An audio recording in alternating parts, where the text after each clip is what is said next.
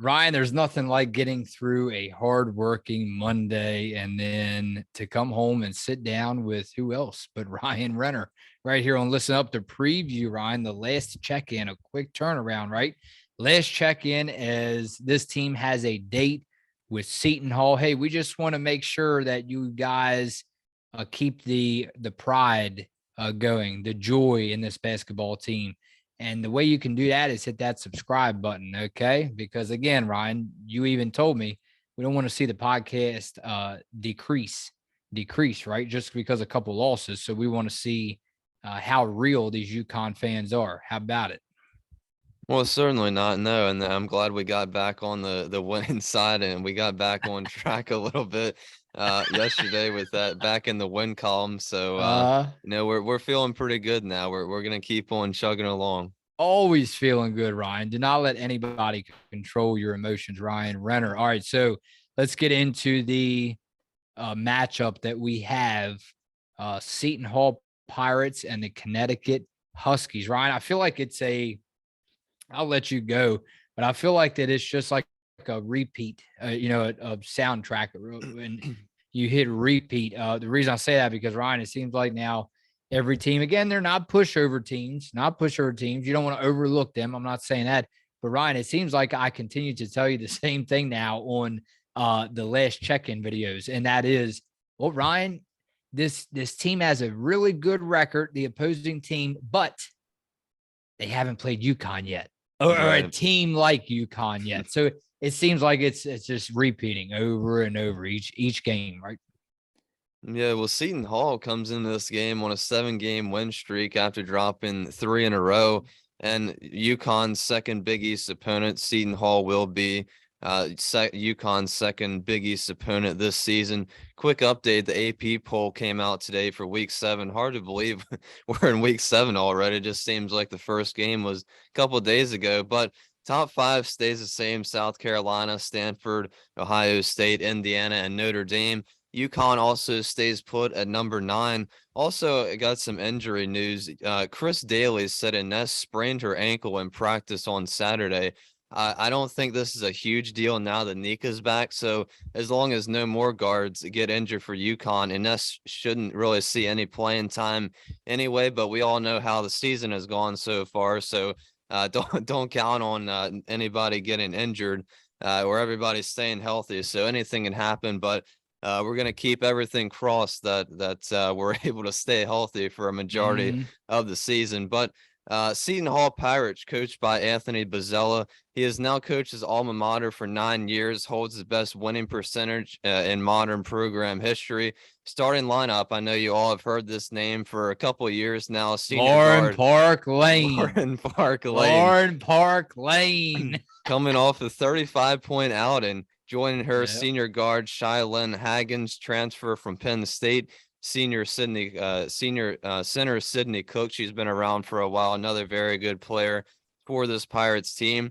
Senior forward Maya Bembry and freshman forward Shaylin Pickney rounds out the starting lineup for the Pirates. Seton Hall bench is pretty deep as well. And Coach Bozzella, he's definitely not afraid to switch up the personnel on the floor, put out different lineups for his team.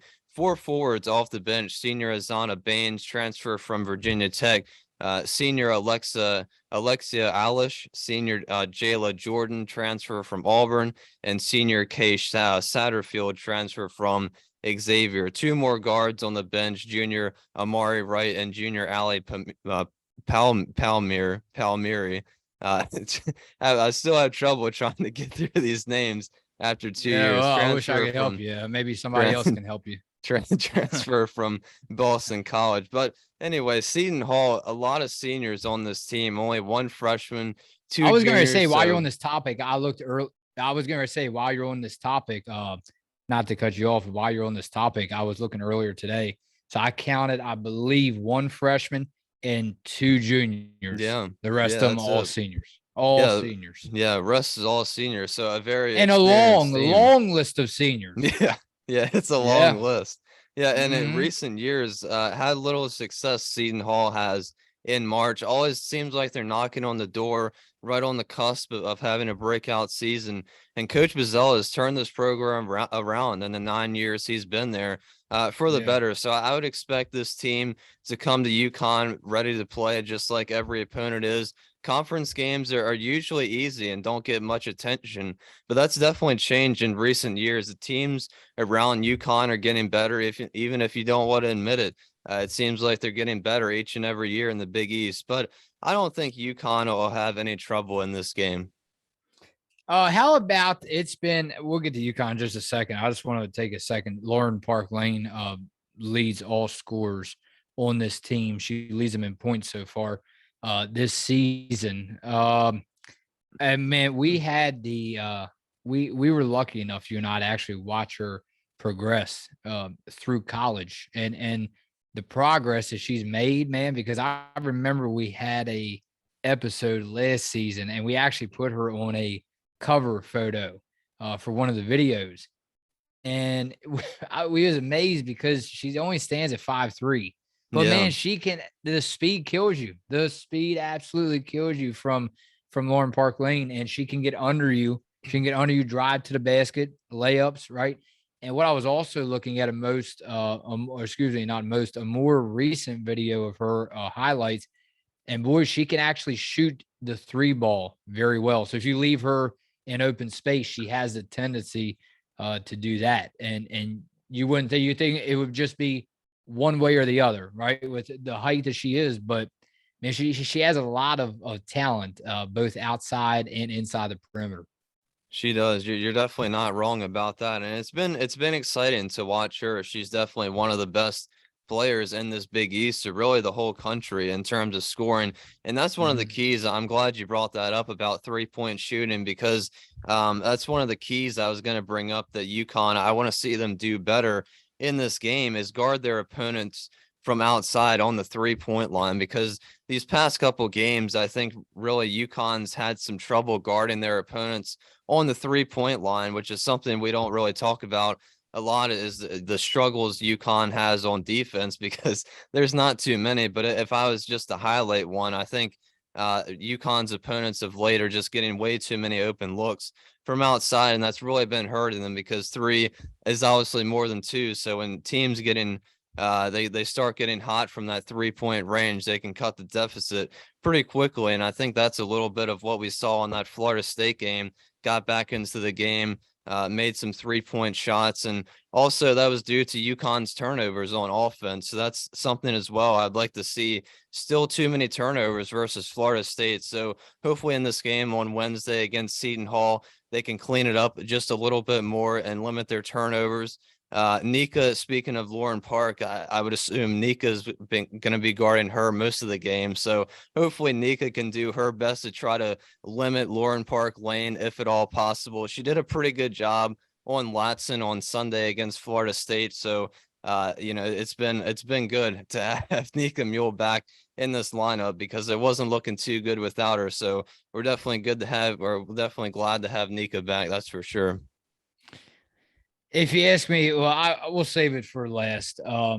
For the uh, for the last couple minutes of this video, again, predictions, like we all like, right? But I mean, as far as UConn goes, I have my eye on man Aubrey Griffin in this one. Not only her, Aaliyah Edwards, Yeah. obviously Nika Mule. We all know what Mule is capable of on defense, but how do you create your how do you mold a legend? You know, how do you create? How do you prove? You know, and you don't need to. You know, if you're a UConn, I'm not saying you really need to prove yourself. You really earned your spot on this roster. But how do you follow up a great performance by having another great performance, right? And that's exactly what I'm looking out of Aaliyah Edwards when I love, because that game, man, that was a big one for her. So that's exactly what I'm looking for. And I think the spotlight is really on her in this ball game. And yeah, going down the stretch, but we like to say one game at a time. So, hey, Aaliyah Edwards for sure. You could say Dorka Uhas. Obviously, there's three players returning from injury, but Aaliyah Edwards, I think the spotlight's really on her, because not in a bad way, but hey, that's the way it is, Ryan. You know, it's weird, right? Because when you have bad games, the spotlight's on you, but when you have a terrific performance, that's sports. The spotlight is on you even bigger. Well, I think that's a good thing too, because the opponents start looking at you and think, well, how are we going to stop this player from scoring or making an impact? So it's Paige definitely Beckers, good to see. Paige Beckers, Yeah, Paige Beckers, yeah. And unfortunately, without Paige Beckers on the floor, Paige that's just Beckers. like a burden lifted off the opponent's Yeah, shoulder. But yeah. Aaliyah Edwards is certainly doing a pretty good job. She got followed up her career high with another career high on Sunday. So let's see if she can do it again on Wednesday. Dorka Uhas as well. She had a career high 5 blocks in that game. I didn't realize that was a career high for her, but it was. So she also played great coming off the injury after missing 7 games. One other thing too, I'd like to see Mhm. UConn get more or stay aggressive. I liked how they got aggressive in that Florida State game, made almost all of their free throws. So I'd like to see them stay aggressive, drive the lane, try to get Seton Hall or whatever opponent they face in some foul trouble, make them use their bench. And of course, they got to hit their free throws, which they did a good job of that on Sunday. So I would like to see that continue as well. Yeah, obviously you said it. Limit the turnovers, right? Yeah. Limit the turnovers. And I think, you know, if you want to be honest with you right now, I think we're going to be for our after season awards like we do, handing out the MVP, Offensive Player of the Year, Defensive Player of the Year. Man, if you want to ask me, I'll be honest with you now. I think that I think that we're going to, even though she's been kind of quiet some games, but in other games she stepped up. But in all, I think Lou Lopez Seneschal, we're going to actually. I got a good feeling, Ryan, that we're going to be handing out an award to this young lady when it's all said and done, no matter where it ends, as far as in March. But I mean, with her 17.9 points per game, which is tied 57th in the country, but it doesn't sound too great, but it actually is. And the reason I say that, because I think a lot of people were not expecting her to play this much, and she has provided quality minutes for this UConn Huskies team. And I'm so incredibly grateful, especially for you, to inform me back in the summertime when they brought her in, because man, that was huge. That was huge, and I don't know what to say, man. I think that she's a huge piece uh, to the puzzle. I mean, without her, oh boy, oh boy. I mean, I like I said, maybe not leading in points, but Ryan, she has put in some quality minutes. I mean, she's not hardly seeing the bench at all.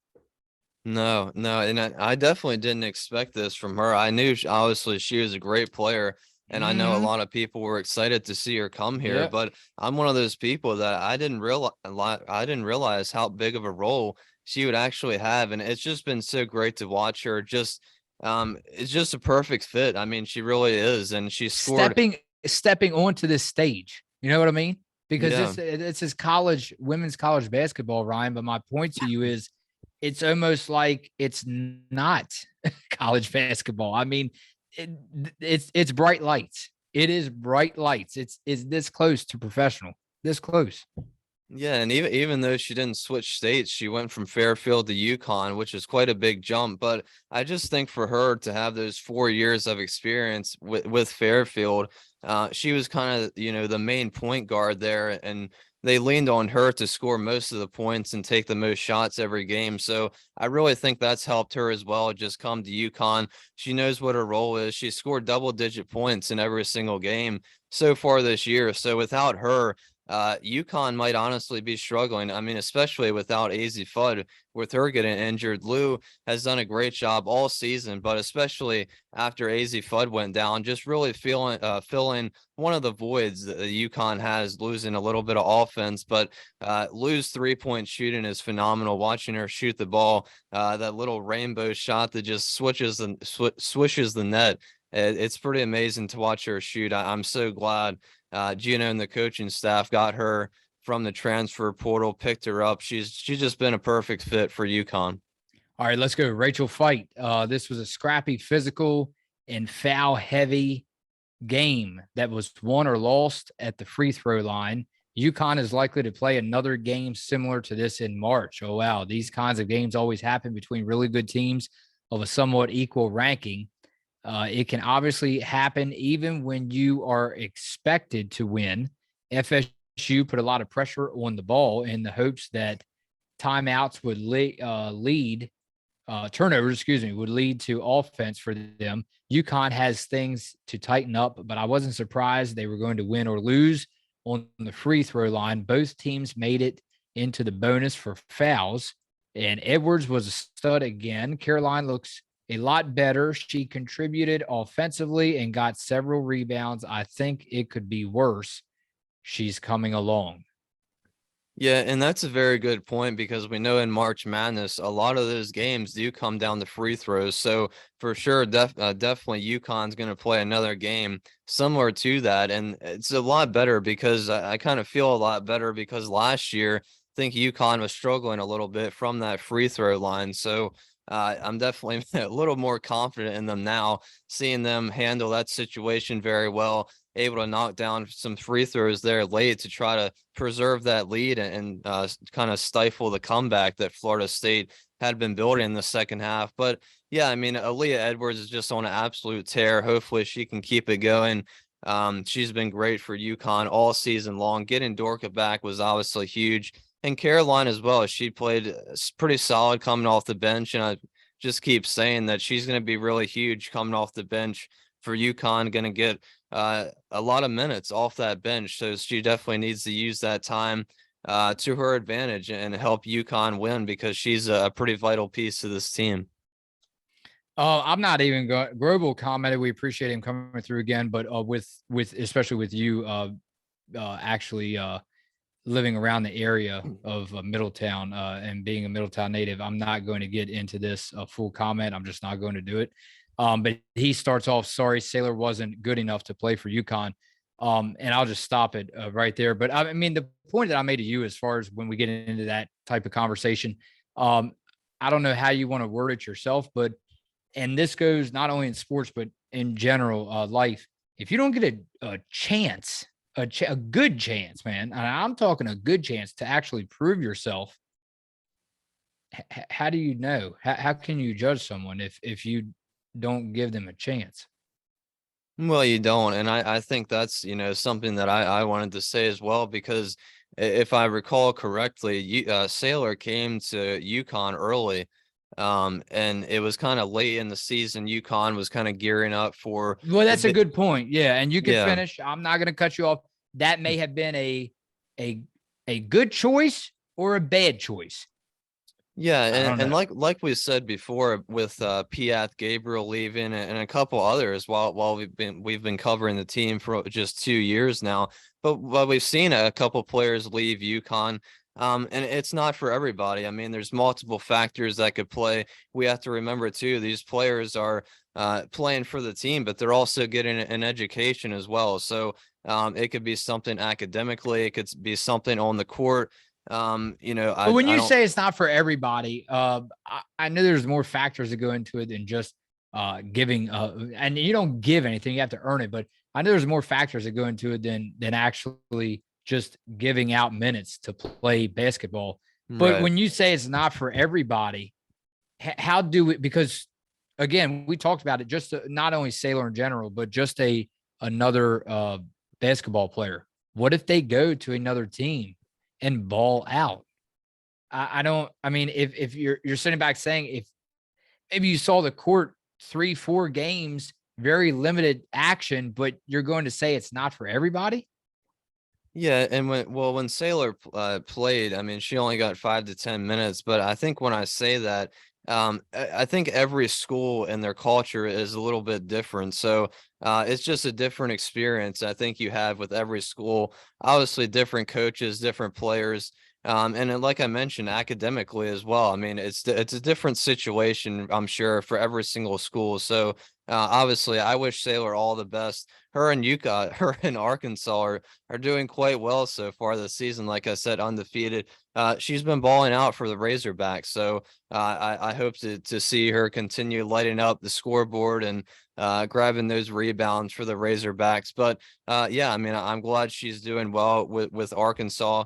I remember watching her in high school, and I knew she would do quite well. At least I hope so. So I'm glad to see her doing well with Arkansas. But like I said, I mean, it's just there's so many factors that play in to a player leaving or them moving on from the school. But I just think, in my personal opinion, she didn't really get a lot of minutes with UConn. But yeah, I'm glad to see her doing well with Arkansas. How about one more before predictions? Shane and Lori Brown. And I don't mean to put the spotlight on you guys, but hey, I mean, hey, the truth is the truth. And I'm not saying this, just realize that now, Ryan. This is Shane and Lori Brown, and they go a very ugly win when they weren't turning the ball over and playing smart and energetic.